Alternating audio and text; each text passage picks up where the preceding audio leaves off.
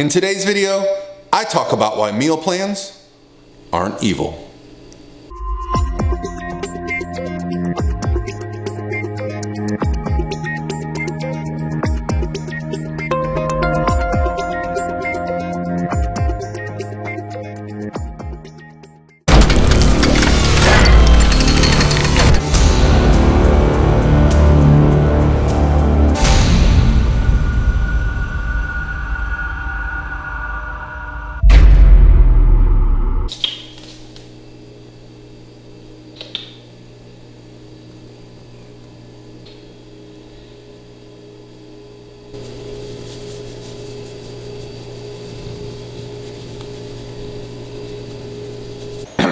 Hey guys, what's going on? This is Paul Ravella from Pro Physique, and I had a interesting idea for a video today. As you know, you clicked the title. First, I want to apologize if you hear the sounds of nature. It is just really nice outside, and there's a little breeze, and so I thought I'd do the video outside today.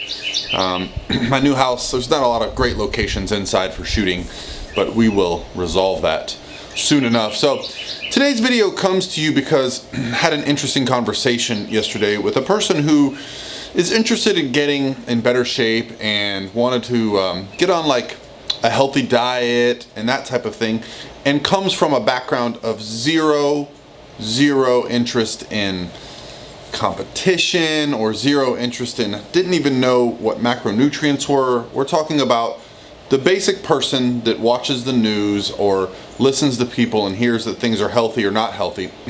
And so when you're having a conversation with a person of that nature, talking about flexible dieting, it sounds ridiculous because everything is flexible for someone that has never had a rigid diet. So I wanted to talk about why I think meal plans are a successful way for people to get into dieting, but ultimately doomed to fail, right? The meal plan in itself is not what I think is causing the success. What is the elimination of a lot of things, a lot of variables. The people that get on a meal plan, what they do is they put their meals together for the week, for a couple days. And so they pre-package these things, they bring them with them and they eat. Now, that is where the success is had. You see, planning ahead is ultimately what's going to lead to success in dieting. And without getting off on too much of a tangent, that's what's going to lead to success in all areas of life. Planning ahead and time management.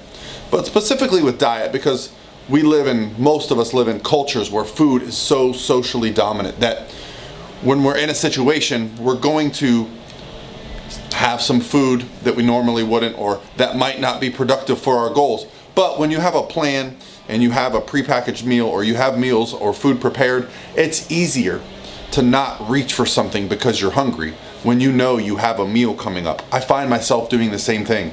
Our kitchen is being rebuilt right now. I'm eating out at least once a day, sometimes 2 to 3 times a day, just to get my calories in.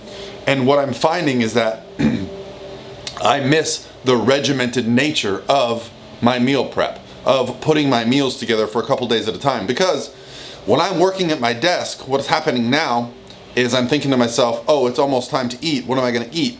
Then I go through this whole process in my brain of, I got to drive somewhere, I got to pick something up, I got to pick something kind of healthy, but that doesn't sound good. Whereas when I meal prep, when I plan ahead, I just go in the kitchen, heat it up, bring it back, sit down, eat. There's very little necessary for my brain to do. And as we all know, Maslow's hierarchy of needs, I'll put a picture of it here. So Maslow's hierarchy of needs, you can see you can't get to this self-actualization place until these bottom needs are met. And every couple hours, depending on what your diet looks like, you're going to get hungry. So this high-level work function that you could be doing is going to get impacted negatively because you're not meeting your baseline needs. And that's like a microcosm of what Maslow was discussing. But I find it to be very true for myself for nutrition, because exactly what I said. I have to think about what I'm going to eat every day, several times a day, because of my situation. And luckily for me, my wife, who is brilliant, has purchased some prepackaged meals from a company here in Tampa, and once we get them, maybe I'll do a review of it. But I'm excited because the idea of getting prepackaged macro-friendly meals is going to look a lot like what it would look like if my wife and I were cooking meals and storing them for the week. So I want to get back to this person, or this theoretical person that is not really familiar with flexible dieting or tracking macros, but just wants to kind of improve their overall nutrition. And this is where I believe a meal plan can be successful. My friend Lauren Conlon did a research study last year at USF and compared the idea of a flexible approach to dieting versus a restrictive, an inclusive versus an exclusive diet. And what she found was they're both viable options depending on your goals and your lifestyle. But what was most important was the education and the person actually learning, okay, that's why I should do that, and that's why I should do this. So this is where meal plans as a means for a coach to help someone do not provide a lot of value, because I think usually it's a shortcut. Unless you have a coach who is generally adjusting your meal plan week to week based on your needs, you're not learning the skill. You're not teaching a skill to someone. And that is the biggest benefit of the flexible dieting approach. Because even though it scared the crap out of me when I first started it, when I first got my first macros from Lane, it forced me to spend about a week, maybe 8 or 9, 10 days just figuring stuff out. And then once I got in the groove, guess what? Skills for life that I still use to this day. The scary part, or the difficult part for the person that sees those macros for the first time and is just overwhelmed and just walks away from the process, that's what we got to try to avoid. And that's a project I've got going on the side. We'll talk more about that later. But what I really want to get to today is the idea that meal plans are not bad per se. Meal plans are not evil. The only issue I have is when the meal plan is in place of actual coaching. That's where we can get us some problems.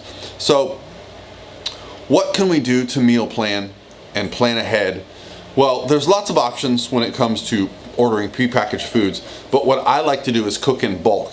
And maybe you guys would be interested in a video where I actually cook in bulk and prep some meals for a couple days in advance. And maybe I would like to do that if I had a kitchen, which I will in the next couple weeks. And then we can do that. I've even talked to my buddy Fitness IQ, George Rosato, about coming over, doing like a meal prep. I've got my buddy Chad coming into town, who is my videographer extraordinaire. He's gonna be with me for a couple weeks, so I'll have the opportunity to get some more video content out like that. And maybe we can do some cooking stuff. If you guys are interested, let me know below. But I just wanted to kind of remove the demonization that goes along with meal plans. Meal plans are good. A flexible dieting approach still needs to include structure. A meal plan can provide that structure. The difference is we're not stuck to a restrictive approach each week.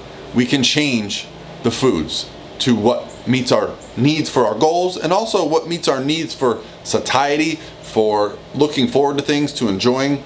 One thing that my friend Lauren Conlon does that's amazing is, like, even when she's on like 50 grams of carbs, I look at her food and I'm like, damn, that looks good. She seasons it and grills it and, mixes colors, and I am so the opposite of that. I literally, when I get low on carbs, I just eat the most basic stuff because I just can't be bothered. I don't have the energy. But she does amazing stuff with low calorie, and I think that's something that I need to improve the next time around I diet, because the visual aspect, the satiety, all that stuff can play a role in the long-term success, and meal planning doesn't have to be boring.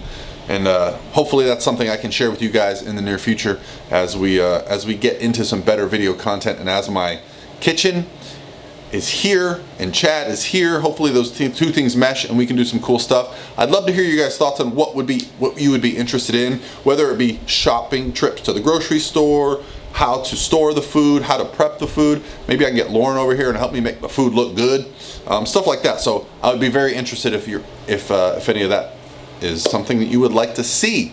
All right, guys, that's going to be it for me. It's Saturday. It's my crazy day of the week. Competitors competing, people updating me, and I got some visitors coming over to the house today, so I want to get to that because I got to get to the gym and make these gains. All right, guys, you have an awesome Saturday, and I'll talk to you next week.